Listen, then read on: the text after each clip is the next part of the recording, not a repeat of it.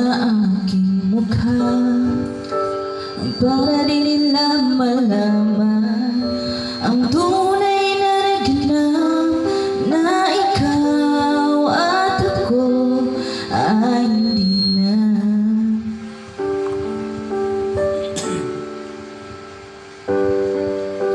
Iniin sa'yo pang mga ngiti para di halata.